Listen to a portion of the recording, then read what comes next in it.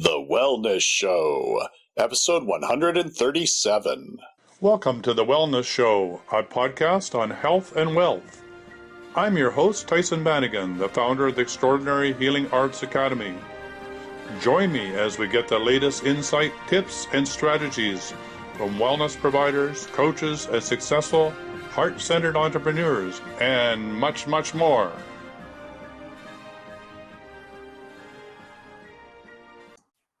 So welcome to The Wellness Show, and today I am excited to have Michael O'Connor with us. He's an astrologer and a life coach. He's bringing those two worlds together, which is quite exciting. He has 20 years of practice as a certified life coach and as an astrologer. He wants to talk about the healing of consciousness, the linking to self-awareness, to our destiny, to free will, working with the subconscious mind and the law of attraction. That's a whole bunch of things that are dear to my heart that we get to talk about. And let's start right off the bat with what's up with 2017. Why is there so much chaos going on, not only personally, but collectively? And it seems to be worldwide. Well, in a simple word, Trump. Trump. We've been Trumped. We're being trumped. No, it's not about that as such. He's certainly meant by destiny, I would say, to play his role. And, he is a shaker personality. Astrologically, his sun conjunct Uranus is that indication. But we'll talk more about that quickly. 2017 is what's called a universal 1 year in numerology. And just basically is adding the numbers in the year. 2 plus 0 plus 1 plus 7 equals 10, and 1 plus 0 equals 1. That's how numerology works, always adding the numbers, the digits, to a final number. Now, people may argue there's many calendars out there, but the fact is that we're working with the Gregorian calendar globally, economically, etc., socially, and this is the power of our collective mind. Regardless of what year it might be in any other respect, we're in collective agreement that it's 2017. And that's an important understanding, and that's already indicating our co-creative faculty. In other words, we're not simply in creation, we're it. We're an extension, an expression of it. And that's the holistic model. The materialistic model is always positioning us in it as though we're separate from it. That separation consciousness, which is actually central to the materialistic scientific paradigm at worst. Not to say it isn't producing a lot of great things, but it's negatively this separation consciousness, and that's where we're at collectively. We're turning back to the realization of the oneness field. So when you're saying oneness, when you're saying year one, what you're talking about is the vibration of the concept of oneness. That it's not just one. It's the terminology is being at one, right? Well, yes, I am, but technically, okay. What I just said was just quickly providing a bit of rationale for the justification for the 1 year, which is a simple cycle of 9, 1 to 9, 1 to 9, 1 to 9. It's always this rhythm of 9 because there's 9 numbers, and 0 in this respect doesn't apply strictly because it's a qualitative number, not a quantitative number. So in terms of year cycles, we go 1 to 9 always. So in that respect, no, we're simply talking about a 1 year is the beginning of a new 9-year cycle. And the 1 year is all about breaking new ground, pioneering new initiatives. And it's like pioneering, it's not generally a tidy year. It can, breaking new ground, if you were like going to build a new house and you had just this fresh bit of land, right? You would suddenly cut into that ground and it would get messy. So it's the messiness of cutting new ground. It's it's like you're going through the jungle and you have a machete. You've never been there before. So you're cutting. So it's not tidy in it. So it's a nice way of saying it. You can go on and on. An arrow piercing the air is a nice image for a 1 year. But it's always entering new territory. So it's more significantly than any other year, it's the unknown. And the 9-year can be seen as a whole. It's encompassing a circle. You could draw like an Enneagram practically. You see these 9 numbers on the circle. So the 1 year is the first of the 9. So it's beginning its own particular theme. See that? Yeah. So it's not a random thing, just say 1 year, oh, well, and the 2 years a separate thing. No, the 1 to 9 is a whole. Just like when we were in 2008 and we look back, we go, oh my God, so much happened in 2008 with the economic window, bubble, real estate, and look what's happened. 9 years later or 10 years later, triple cost of housing.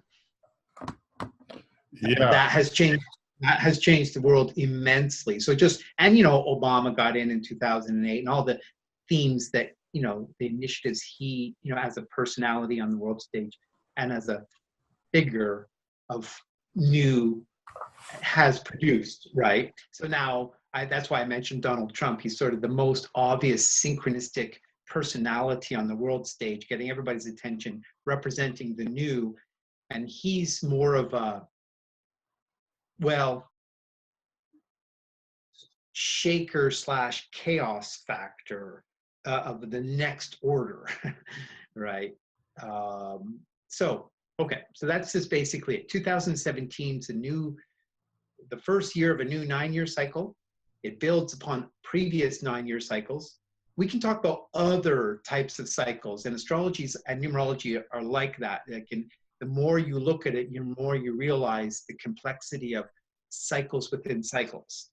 Yeah, absolutely. And we're at the end of an era too, aren't we? We're at the end of a 26,500 year cycle as well, or very close to that. I mean, there's debate about when that begins and ends, but there's no doubt that we're, in the turning of the ages that prophecy is foretold. So we have a lot of ones going on, I think.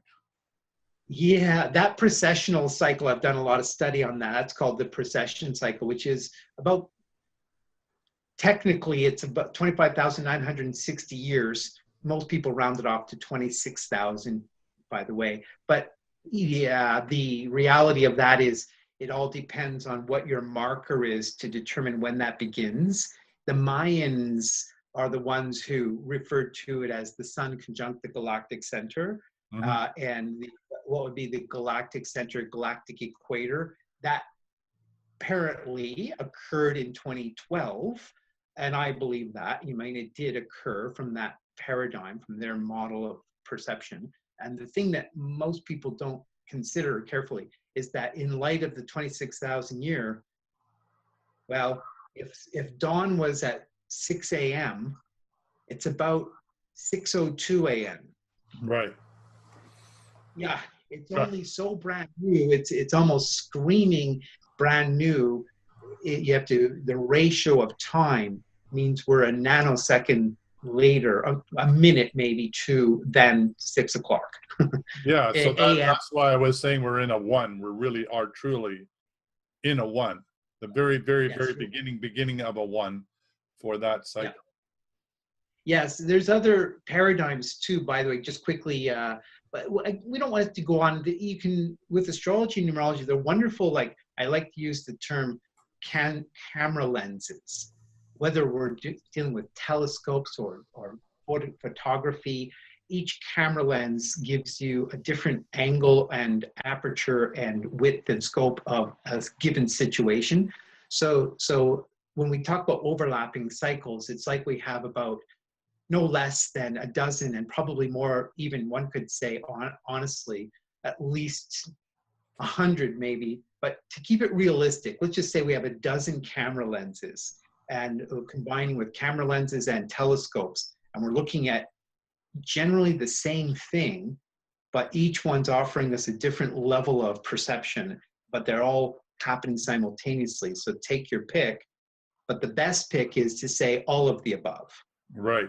It's just complicated to talk about. You can't say it quickly. Now, the 1 year slides in and goes, yes, I'm the more obvious one among all of them. I'm the easiest one for you to compute. just add the numbers in the year. The other ones each are a bit more technical, but they all play an important role. And so we can talk about the 26,000 year round, which, yes, in the Mayan is what's called the beginning of the fifth world. Like, in other words, they mean a new, they divide the 26,000 year cycle into 5. So it's not the beginning of the fifth world. Let me rephrase that. It's the end of the 5 segments of 26,000 year, and it's the beginning of an entirely new 26,000 year cycle, which is what you're saying. I appreciate. So yes, we're at the massively the beginning of it's more like an epoch practically. Right. A 26,000 year period. Now that's a Mayan paradigm. In Eastern, like Vedic, we're at what's called, we're just coming out of the Iron Age, and we're in the early stages of the what's called the Bronze Age, which is not the same as historical Western thinking. Bronze Age in that model is this period of time which lasts probably itself at least 5,000 years. So that's another one of those lenses. It's one of those telescope lenses. So they too, well, there's different thinking about that, but basically they too operate. Some of their scholars believe, yes, they too are working with what's called the processional cycle as their core piece of time. See, if you study cosmology, I've done quite a bit, you kind of come with these chunks of time. Now, the processional cycle is such an obvious, tidy, important point of reference, but there are larger other ones yet. But without getting carried away with those, if we stick with the 26,000 year cycle in terms of cosmological perspective, it's the most tidy, convenient cycle to work with, to put all smaller cycles into context to. It is in context to larger cycles, but before you go there, you're almost smart to go, we'll hold here and we'll work backwards so we don't overwhelm ourselves. But I just want to make the point that one could go the other way and get bigger. It just gets wider and wider till you get crazy. Yeah, wheels within wheels within wheels within wheels, like Ezekiel, the wheels within wheels. Yes. So, and they're all the way up and all the way down, infinite wheels within wheels. Then, yes. What an exciting time we get to live in. I mean, we chose wisely in this incarnation anyway. We get to experience this in the front row seats. You beautifully said. Yes, I agree. I agree. There's a great reason to be excited and enthusiastic and grateful to be part of this drama of change. And yes, so everybody can agree on this. Most people, at least. We collectively, globally, are undergoing a massive change. And whatever thinker, speaker, scholar, teacher you wish to listen to, it's quite evident. And the way I like to describe it, and I certainly didn't make up the phrase, is it's the emergence of the global village. Absolutely. Which is brings us to that whole discussion about moving from, the lone wolf, or the paradigm of, we have to work hard in order to succeed, and the survival of the fittest and the Darwinian theory and all that, to the realization as we go into this 1 year cycle and into the future, we're talking about unity consciousness, we're talking about group consciousness, we're talking about the collective, we're talking about ecology, we're talking about oneness, we're talking about coming together. And so the time of the lone wolf is really starting to fall to the wayside. The way we even do business and show up in our lives is starting to change and transform. So it's an exciting time. I absolutely agree. And that's a complicated statement. First of all, that's always been true, let's say in tribal cultures, to be exiled was death. To be exiled from the tribal culture was nothing short of death, classically, especially in the more primitive cultures, etc. So it was a great shame, and it was you might as well die emotionally. And there may have been sagas and stories of people surviving that, but to be annexed or exiled, etc., from your tribe was, in terms of cooperative reality, generally meant, oh, you're in big trouble. Okay, now the lone wolf principle certainly is there. I just want to qualify that as another perspective, and this is encompassed once again by the processional cycle, the 26,000-year cycle, is that time period during which we experience what's called the astrological ages. So there would be 12, that number divided by 12, which is about 2,160 years, 2160 years, and we're now in the dawning of the age of Aquarius. Technically, in my studies, it has dawned. According to modern astronomy, no, it hasn't, because, astronomers kind of at worst confuse people with their misunderstanding of cosmology from the standpoint of the metaphysical model. They take a more linear perspective, and they certainly offer a lot, no doubt. But at worst, it's not often discussed as it should be that all the constellations are different sizes. And the Piscean constellation just so happens to be the largest, about 10 degrees larger than any other. So if you were to take a linear perspective, then each age wouldn't be a tidy 2,160 years, would be longer, shorter, and there may be something to that. But if we take the cycle and divide it by a tidy 12, which is more archetypal, then we get a tidy 2,160 years. And so I don't want to say both don't work, but the age of Aquarius, or any age, seems to yield to that equal division principle. So in other words, the age of Aquarius, in terms of the dawning, that's a key word. I don't know. The basic reason why is technically, ironically, the new day begins at midnight. Like, when does the day begin? And technically on the calendar, it's at 12:0001, 1 second past midnight, right? It's that moment that when the bell tolls and it's the new day, which is 12 midnight. But we, on the other hand, experience the new day as 6 a.m. archetypally. We divide the day into 12 midnight, 12 noon, 6 a.m., 6 p.m. We have the cardinal points of the day, right? So in other words, the age of Aquarius, the dawning of any day, is technically, or archetypally, excuse me, referred to as 6 a.m. Does that make sense? Yeah, it does. And I think that's really important that, again, we're having two paradigms coexisting and learning how to maybe deal with both. Maybe it's not that we're leaving the old paradigm behind, which is the linear causality, A follows B, 1 second, 2 seconds, 3 seconds, 4. While that is, stood the test of time for our technology and our culture and the rise of science and all the rest. But the archetypal cosmological inner realm is really a state of consciousness, what you're talking about, which is not necessarily time bound. We're going into sacred time, or even, in Indonesia, they call it rubber time, because it can stretch to infinity, or it can become a microsecond.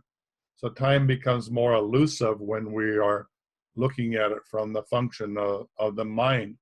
So yes, those two realities are beginning to coexist. So it's sort of like the left brain and the right brain, or the divine masculine and divine feminine, having a new marriage in the head about around time.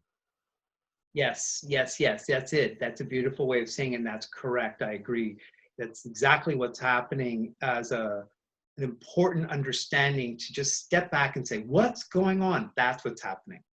That's it. Now, I just wanted to qualify when I was mentioning the age of Aquarius. The reason I mention all of that is because it represents the individual within the collective. So while we're talking about overcoming the notion of the lone wolf, the flip side of it is let's celebrate individuality. We're each unique. When you get really close to each person and you combine all the factors, genetically, spiritually, intellectually, etc., there's this gift of existence, of creation, called individuality. But on the other hand, the individual honors that I'm a part of a greater collective. And Aquarius is the sign that significantly celebrates both. So yes, the individual within the collective. So it's not strictly lone wolf, but it still honors the individuality factor. Yeah, I The like danger, yeah, the danger of the opposite is it becomes what's called homogenized consciousness. Homogenized consciousness doesn't honor the individual, and it's sort of like the needs of the many outweigh the needs of the few. And if we think that way too much, as opposed to the needs of the few outweigh the needs of the many, sometimes, yeah, it's a very ironic statement to make. Meaning, what I mean to say, I don't mean to get too political or philosophical, but it means that it's the rights and freedoms of the individual that becomes the groundwork for the collective, because then that one person's dignity, life, existence, purpose becomes so celebrated, but then it becomes celebrated everybody has the same. yeah. But if we I love what you're saying. I love what you're saying. It's very powerful. So what you're saying is, Yeah. be careful with the whole idea of self-realization or the lone wolf that is fully actualized, fully identified in being the lone wolf and knows the strength of what it is to show up and be authentic. That's what he Yes. takes to the collective, or she Yes. takes to the collective. And without Yes. your contribution to the collective is limited because you're still trying to work on self-realization. And that self-realization actually becomes, in some cases, the slowing of the collective consciousness if you haven't done your own work. And I think this is really a problem in the 60s, as we did intentional communities, is that while we felt the need to come together in community or collectives or communes or whatever you want to call it, we didn't have the wherewithal to understand that we needed to be self-actualized first. We needed to get ourselves together and feel comfortable with who we were. And so we tried to all work it out in the collective, and it got a bit messy at times. Yeah, the 60s was a very, very important particular decade. I've done actually on my YouTube channel, Sunstar Astrology, I did a part 1 and part 2 of what's called the Uranus-Pluto cycle. It just so happens in 1965, October, technically, there was a conjunction between Uranus and Pluto. That produces a 140-year cycle every time they conjunct. And that's another, in astrology, a way of measuring the cycles of time. And you look at that natal chart, that when that occurred, and you ask, what does it say? What's the picture on the seed packet? Because a conjunction is like a new moon. Any two planets conjunct is archetypally like a new moon, meaning the beginning of a new cycle. Mm-hmm. And the Uranus, Pluto. So we can go beyond Pluto, and Pluto, it has this new classification, etc. But we won't worry about that. We'll just recognize in the solar system, Pluto is very important. It's like the pineal gland, practically small, but it's very powerful. So we could talk about your Pluto, Neptune, and that creates about 500-year cycles. That's a big 500-year cyclic perspective. Okay, we get closer to Uranus, Pluto, it jumps all the way down to 140-year cycles, but you can measure the unfoldment of history that way. What we're talking about is how astrology has a lens ability, like a focus, to see archetypally what's happening. So it eradicates the notion of purely random unfoldment. Right. There's certain factors, chaos factors in society, kind of fear-based control consciousness that wants to believe in randomness because it gets control out of randomness. It likes chaos because it steps in and says, well, we'll manage and organize chaos. We have now the ends justify the means, etc. Right. Now, but if we bring in this other consciousness of purpose, of evolution, and there's a rhyme and reason, and we look at the cycles, etc., we begin to say, wow, we can actually see something meaningful and purposeful unfolding here. And that's the beauty in the big picture of this cyclic perspective, by the way, whether it's the 1 year or larger cycles. But getting back to it, just to conclude that thought, Uranus-Pluto conjunction occurred in 1965, and I looked at it very closely, and I titled the two-part video series as Uranus-Pluto conjunction and the gender revolution. Now, the gender revolution can be paralleled, by the way, to the right-left brain marriage, Right. as you said. But on more social levels, it's literally the realization of men and women as equal, which is an extremely important piece of the whole puzzle in the larger humanity moving forward consciousness. And it only ends, by the way, in 2104. Like we're only the first quarter in. So does that, so what you're talking about, does that start to explain, like for me, I'm really finding it curious at this time in my life at 73, the experience I had in the 60s, which I said, psychologically and whatever, we were ill prepared to have this, self-realization, to understand the unique opportunity of what it was to come together collectively in community and honor each other, because we weren't able to honor ourselves quite yet. We were working through too much stuff. But it seems as though we're coming back to another cycle that's similar to that. There is another urge for eco-village, eco-community, coming together, unity consciousness, one consciousness, however you want to describe it. There seems to be a burning desire to do that, and it seems to be more widespread than it was before, and it seems to have another sort of rung or higher on the evolutionary spiral of what it was in the 60s. Yes, I appreciate that. Yes, of course. It's a beautiful way of saying it. When you think about, let's say, male, female, or left brain, right brain, Mm-hmm. the right brain can probably generally be described as more female, less linear, more emotional, etc. So if we were to have to divide them into, although you ultimately in the Tao can't, and the yins and the yang and the yangs and the yin, deep as you go, it remains, though, you can generally say left brain's more male, right brain's more female. The right brain consciousness is more unity consciousness, and the left is more divisive. And both have, as we're suggesting, their great merits and importance. So in other words, the emerging global village in a feminine sort of way does inspire us to think more in terms of how can we work together and be cooperative. And in the global cultural nationalistic model, it kind of reminds us, hey, you're all human beings, and the nationalistic pride principle, which is kind of male, is valid. We don't want to underestimate the value of that entirely. But at what point does it become, because you live on the other side of the border across the street there, we're at war?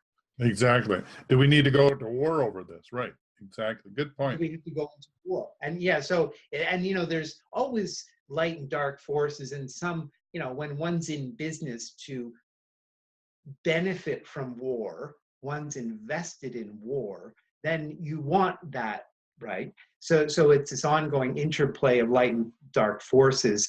The light force says, no, we're not in business, and we're going to, start to blur the line. So currently on the global stage, for example, we're having mass migration, even amidst nationalistic borders, which then can impose restrictions saying, okay, enough, no more, you're not coming in today.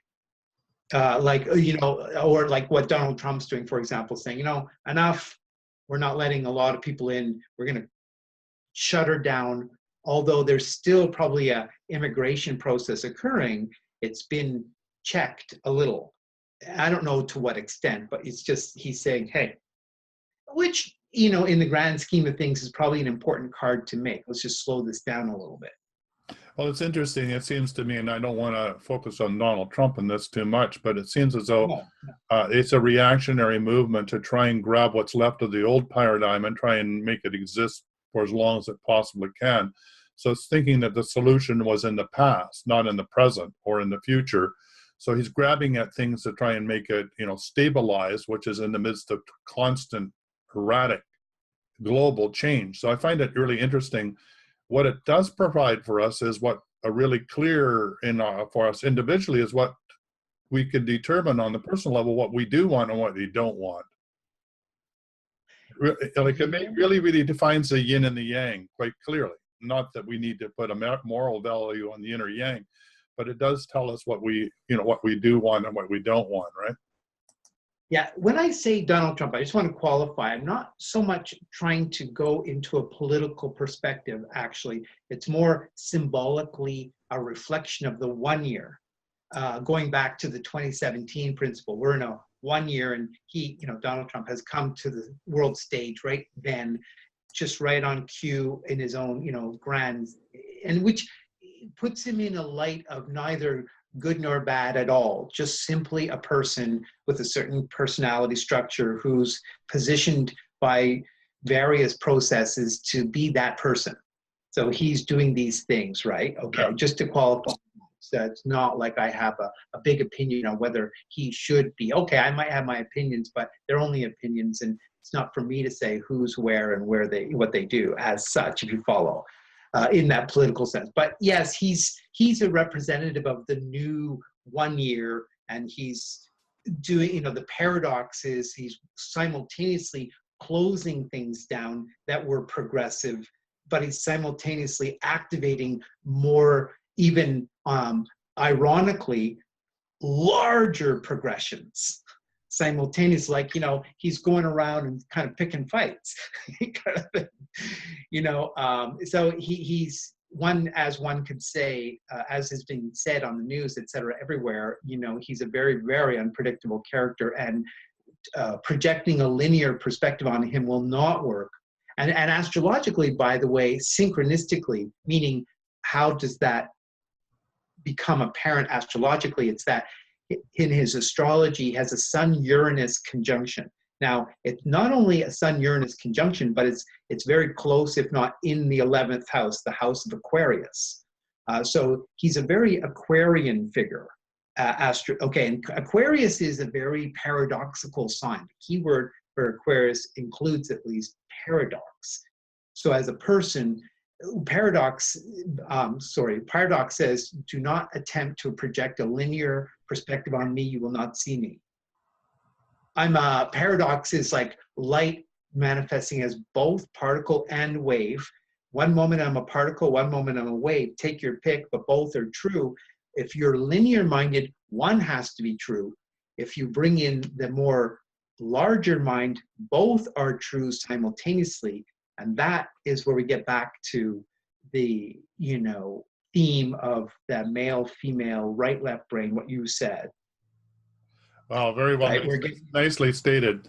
And just to let you know, we're past the half hour and well into the second session, so we might as well keep on going. So the great discussion. Okay. So we've been talking about the evolution of consciousness. We've been talking about the one cycle. We've been talking about cycles within cycles, a multiplicity of cycles all the way up and all the way down. And we decided that the turning of the ages is a big enough cycle we don't want to go any bigger than that, although we could.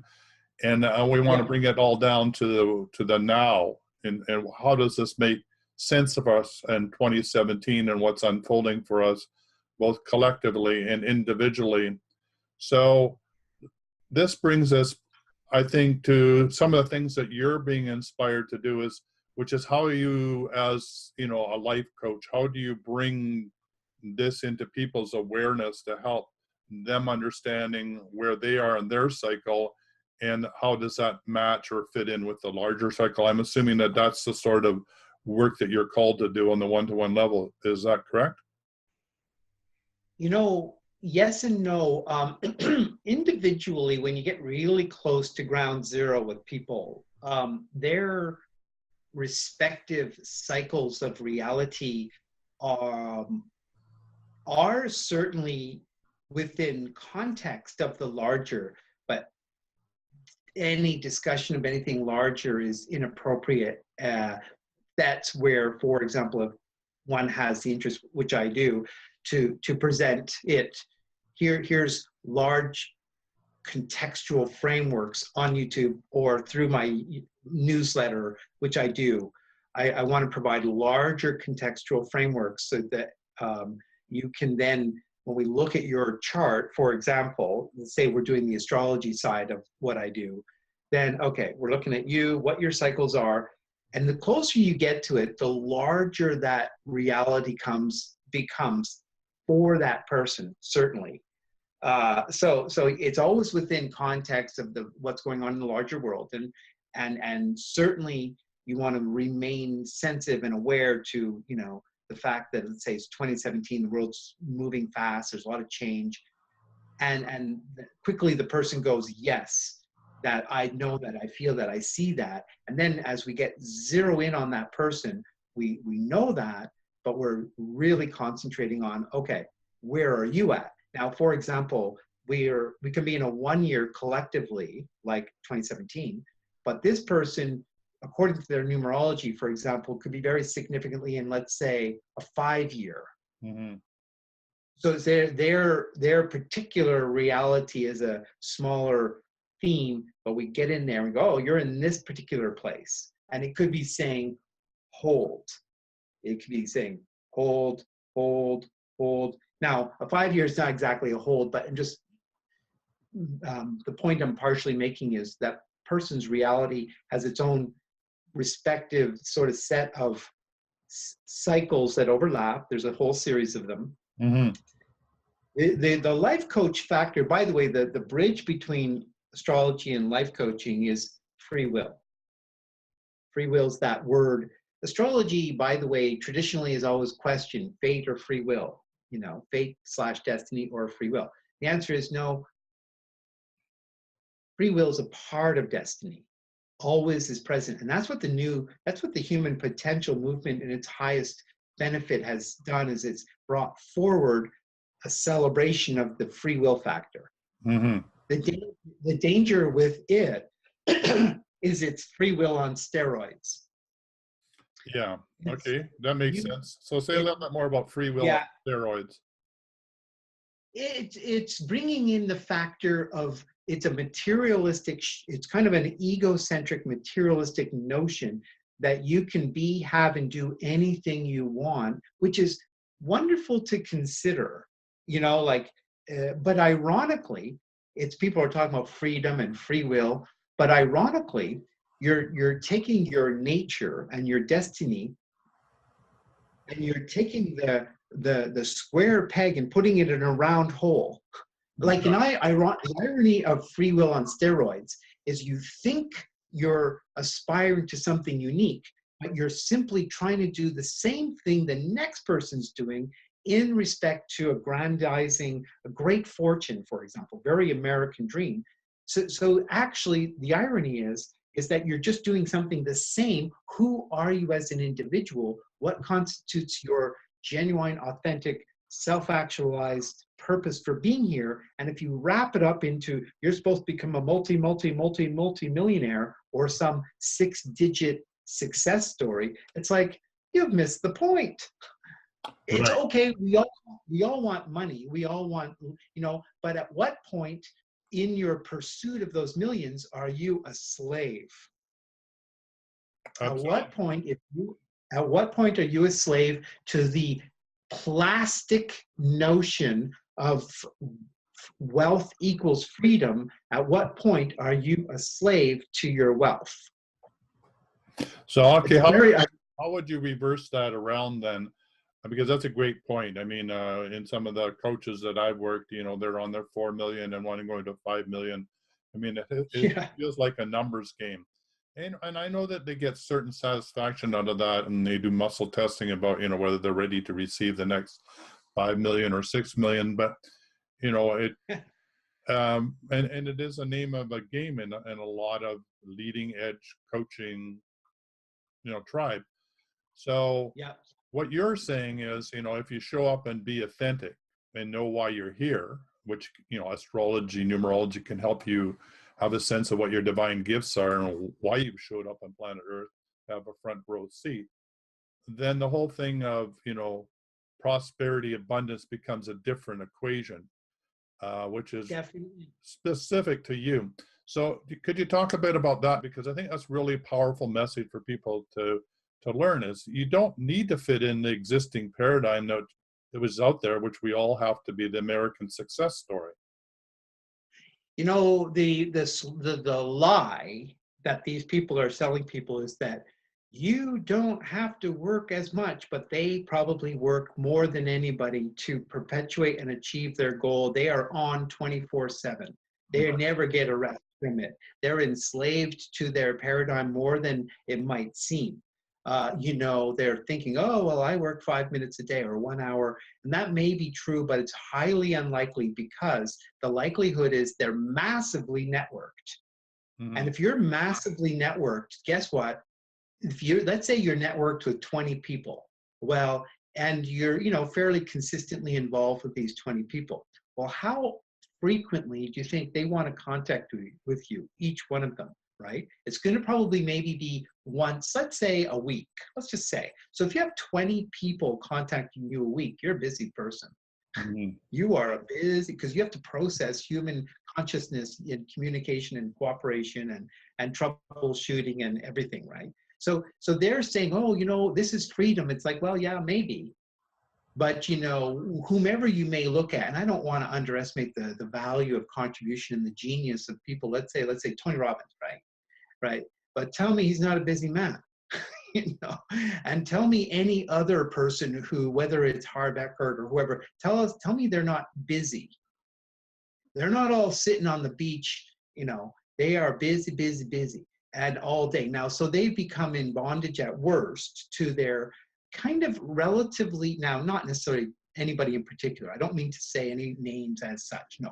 But just the whole notion of success equals dollars. There's this beautiful saying that goes like this: true wealth is what's left when all the money's gone. You are the wealth. You are the wealth. Money is the means to the end. And we all need and want money. We need and want money. But at what point am I a slave to the money factor? And if I turn that into a kind of a religion, I'm going to make 6 digits, I'm going to make 7, I'm going to make it this month, I'm going to muscle test, right? What it is it's actually a form of ego control. You see, okay, in the world right now, with the World Wide Web, we have an opportunity to plug in. There's technologies, there's systems, there's 100 coming out a day. New tools, new techniques, maybe 1,000, who knows? And you look in your inbox, if you're into that, you go, oh my God, another and another and another Right. and another. And there's nothing wrong with that. Teams of people being creative, coming up with new innovations. I think it's awesome. Nothing wrong with anything. And that they're facilitating the information highway. And the information highway, when facilitated, can equal big money. Okay, all good, all fine. But the thing is, they're so busy doing that, you don't even know who you are. Yeah, I think I think it raised some interesting points around all that.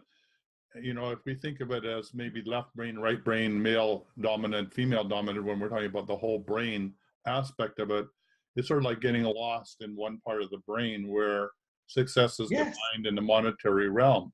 However, like you said, that their success really depends on their network, the 20 people around them or 15 people or whatever that is. And, and they sell each other's programs and they do highly successful. And in that is really a message for all of us. And that is when you collectively come together and are with a group of like-minded people, you can succeed extremely well with a lot less effort. So if we were to back up a bit and do that without necessarily making millions, our goal, then I would think from my perspective that we would have, as a group, synchronicity happening in ways that would astound us, in prosperity and happening in unique ways that we haven't even imagined, because we are coming together in unity consciousness to work together out of choice for, say, the betterment of humanity or whatever the larger goal is, or eco-village or community. Then in my experience, that's where miracles start to happen. And it's not as much effort, and it's not as much work, and we don't have to necessarily become slaves to that. What do you think about that possibility? It's the old classical, let's build a barn together. we all share our skills, and let's bring it all, we all each have special attributes, and to celebrate that is, a spirit, it's a cornerstone of spiritual consciousness. It's not a competitive mind. It's a joyful celebration of one another's respective skills, but also it's just the good old, we've got a 20-pound board, you get on one end, I'll get on the other. Right. It's the benefit is greater than the sum of the parts, right? The whole is greater than the sum of the parts. It's just, wow. Leverage, fulcrum, however one wishes to describe it, it becomes this beautiful, synergistic, cooperative, which is so obviously what nature's doing. It works on a massive level of synergistic cooperation. It has this dire side, like, food chain, survival, but it does so with, a grace and a symmetry, which we, from a human standpoint, and people do need to recognize, like that nature by its very order works in that cooperative way, even if there's a sharp knife or a sharp tooth element to it. So all of which is simply to say this, to say it in a slightly different way, sorry to confuse things, but it goes like this. Time to do what you want with what you have is true wealth. That's one cornerstone, time, and being at peace to do what you want with the time you have is another cornerstone. If you have the time but you have no peace, you have a problem. Mm-hmm. So you have time, you have peace. Now the question is peace. Like, what do we mean by peace? Each individual, peaceful means probably, I feel in alignment with myself. I feel like it's very Taoist. It's very, whatever one wishes to call it, communion, doesn't matter what religion or philosophy. It's a feeling of, I feel good. Now, the reality of our journey as souls incarnate in the body is that, we're going to have the zigzag of the unfoldment of, day becoming night and night becoming day, etc., is that it's never going to just be this ongoing peace. It's like a biorhythmic journey like this, right? It's not meant to be like this. Oh, I'm peaceful. We're emotional beings. We get excited, we get sad, we get tired, we get happy, we get depressed, we get fiery. And astrology measures that brilliantly. Like to the point where it's almost like people go, I don't believe in astrology. I go, well, you're embarrassing yourself with how ignorant you are. That's what I want to say to them. Like, you don't realize how absolutely ignorant. And I'm sorry, I'm getting a bit on a tangent. I'm going to say this quickly. I have this little phrase that goes, well, I'm a scientist. Well, are you a proof scientist or are you a paradigm scientist? The paradigm scientist, I believe in science, so therefore I don't believe in astrology. I'm like, well, you're an easy sell. What a sucker you are. You have no idea what you're talking about. You haven't even studied it. So you pretend to be scientific, but you're really just in the religion of science. Now, getting back to it, astrology really, by the way, is about nature, the cycles and the flows and the rhythms. Now we're talking about cosmic cycles and so forth, but we're talking about us as a person on a planet that spins on its axis night and day, that has a moon going around it, that it travels around the sun, but it appears the sun goes around us. And we create, seasons and years. And so we have this rhythmic reality that we live within, a cyclic reality of existence, right? Everything's turning and moving, spinning and orbiting. Molecularly, cosmically, boom, we're within that. It's happening within our body, genetically, and cellularly, and it's happening cosmically. That's the kind of an expanded view of as above, so below, as within, so without. Okay. So now when we come back to this, the whole reason I'm saying all this quickly is because we come back to this realization of ourselves as souls embodied in nature, and nature works rhythmically on the basis of cycles. And when you get close to that rhythmic reality, you get into what would be called, as an individual, alignment. You start to get in alignment. Now, the alignment includes things like cycles and numerological and astrological cycles, which become tools of measurement. Now, if we even push those aside, forget about those, we can talk about tuning in intuitively and going with the rhythm and flow, right? And just say, let's imagine we're tuning in, rhythm and flow. Okay, but then we go, who are we? We go, well, I'm a human being. Okay, well, what are you doing? Basic, what I'm trying to get at is, well, are you dressed? Are you fed? Do you have shelter? Are you, are you exposed to the elements and dying, or are you, in the basic Maslow's hierarchy of needs? Okay, you go, no, you know what? I eat well. I'm healthy. I have clothing. I have a house. I have family, friends, network, this and that, right? And I feel good. I have some time. I can do things. I'm thinking. I'm relating. I love my life. I love you. I'm not going, I need 6 digits. I need to be a 5 millionaire. I need to make more money. This is sickness. Mm. This is sickness. This is fear-based disease consciousness. And then I'm going to muscle test to see if I can have the next 5 million. Okay, maybe some of these people are here to prove that many things are possible. That's okay, many things are possible. Change the word from many, take away the M, and anything is possible becomes a wonderful celebration until the ego grabs it.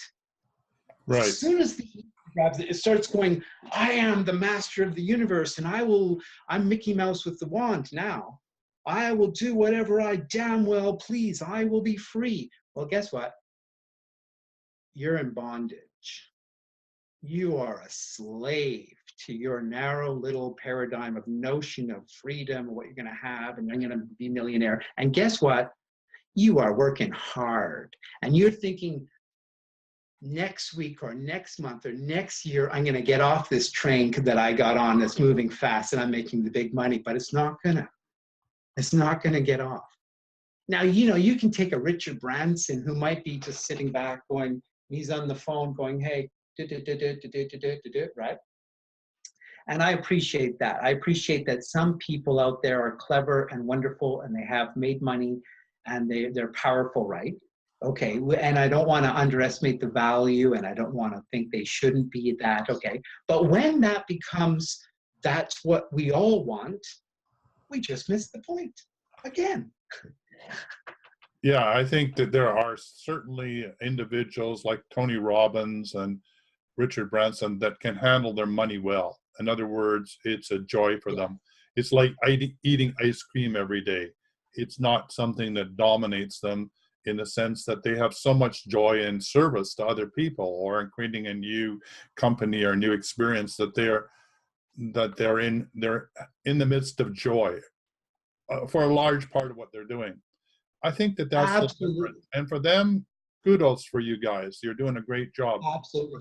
For those that are struggling and they're caught in the paradigm that their self-worth depends on the amount of money that they can make, and their self-worth is equivalent to the zeros in their bank account, then I agree with you. They're stuck in the paradigm. I like the idea that, from the Tao, we can create the world with every thought, word, and deed, or the Buddhist intention that's behind that, that we are the progenitors of our life, and therefore we get to create it. And therefore, what we brings is joy and happiness and bliss. It's probably a good goal, particularly when we include the fact that it has to include other people. Otherwise, we don't get joy or bliss or satisfaction on our own. It just doesn't work that well. So no, we're social beings. Exactly. And so when we do that, and like you say, show up and be authentic, and why are we here? And we follow that, then guess what? Prosperity, abundance starts to flow with little or no effort. And we are gifted because all those cycles that you're talking about, from the individual to cosmological and the cycles of nature, all align within us. And synchronicity, is the mother of prosperity. It's a confirmation that you're in the zone, that you're in the divine flow, and that it literally is brought onto your feet. it arrives, so almost like UPS drops it off at your door. I know sounds unusual, but it's true. And when we do this collectively, the power that we can bring for change and transformation on the planet, from my experience, is astronomical. We can't even begin to conceive of the potentiality of what it is when we authentically show up collectively and honor each other, what we can do. So that's what excites me. So I love the fact that you understand the dilemmas that we can get on by either being stuck in our right brain or in our left brain, and that we need to hold a whole brain, and that cosmologically we can see these cycles on all these different levels, and that we're living all of them inside of ourselves. And as a life coach, you're helping everybody sort this out so it makes sense for them about how they can show up and have the life that they deserve and not get caught into the existing paradigm that we all need to be wealthy and rich in order to succeed. So it's a really, really great conversation about the paradigm that we're moving from into the new paradigm that could be. And we're back to the cycle of one. Yes, it's a good point, and that's a wonderful summary. Yes, and it's like unraveling the wool ball, or the knotted string. You have to go in all these directions, and yes, it's hard to connect the dots. So you did a wonderful job of summary. Just to quickly qualify a couple of things, people like Tony Robbins, in their service and dedication and mission, is probably very authentic. And the fact that he does make a lot of money, and that he does want to say, look, many things are possible, which becomes a very good thing to celebrate. So when we say many things are possible, and we celebrate that, and we honor the service factor, the contribution that, factor, which is the spiritual food. When we contribute, it's the paradox, because the contribution is spiritual food. Mm-hmm. We can talk about meditation or silence or any other various spiritual technique and tradition as spiritual food too, but it very, very, very significantly comes down to a sense of meaningfulness from contribution. Now, when we get back to that, we get back into one's authenticity.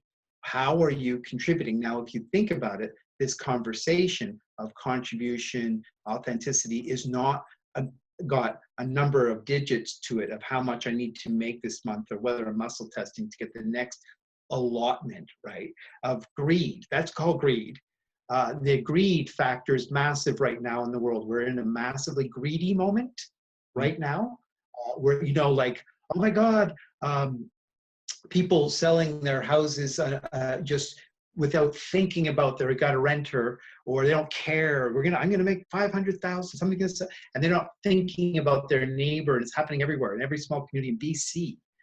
That people are going, oh my God, like they're being pushed out practically. And then there's this house flipping and this and that. So there's a kind of a sickness in it. Mm. It's this notion that I'm going to be better off because I have more, and it's kind of like, well, first of all, we were not even close to the discussion of who are you and why you're here and what constitutes meaningful contribution that's going to feed your soul.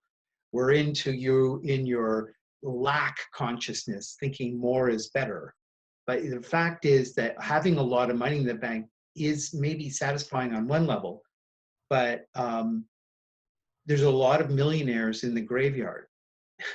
And it just so happens, like it's not meaningful, it's meaningless to think in that model. So what I'm saying is that the astrology comes back in. This is why astrology is so beautiful. Now, it could be dogmatic too. Anything can be dogmatic, by the way. But it at least endeavors to bring forward a celebration of who you are, why you're here, what constitutes your strengths, your challenges, your lessons, what's going on now. But on the other hand, at best, this is where traditional astrology needs to evolve, and this is where the life coaching comes in, is it starts saying, now let's work with free will possibility. I call the astrology the horizontal plane of probability, and the human potential movement in a way is the vertical plane of possibility. So it's going, hey, let's work with the possibilities. Let's make things happen. So on that front alone, I want to celebrate that free will, human potential movement possibility, which is the realization of, hey, by the way, you're not limited by your nature. Oh, you were born by your nature, so therefore you will be that, you will always be that. We're projecting that on you, you're stuck. It says, you have choices. All right, we got 1 minute to go. So Okay. how do people get hold of you to work with you? Because that was a great summary, and we can leave it at that. Okay, you bet. My website, sunstarastrology.com, is the best way to get in touch with me, or my email, sunstarastrology@gmail.com, keeping it simple. But of course, through my website, it'll be easier. And there's lots of information there on my site that introduces me. There's your free horoscope, weekly, monthly, yearly, a newsletter you can sign up for free, articles. There's lots of information there. And then easy book a reading. It's super simple, and that's where it all begins. On one hand, I work with people astrologically, numerologically, and that's fine and good. And it's sort of almost a little bit of a one-off with those. The life coaching comes in and says, hey, I can help you with that. Let's follow through now with a consistent process of, working with time and strategies, and what the whole human, that life coaching brings in is this is another discussion, is a larger consideration of conscious, subconscious agreements or blocks subconsciously, where we get into various modalities of healing, right? Yeah. So I'm just going to interrupt you because we're getting over the time limit, and I just really thank you for being on the call. It was great to talk to you. Okay. And thanks for showing up. And we'll be in touch because we got lots more to talk about. Bye for now. That's wonderful. Thank you. For quality online wellness products, courses, and services, visit our sponsors, thewellnessstore.ca and the Extraordinary Healing Arts Academy located at thewellnessacademy.ca. To stay in touch, visit us at thewellnessshow.ca. And until next time, be healthy, wealthy, and wise.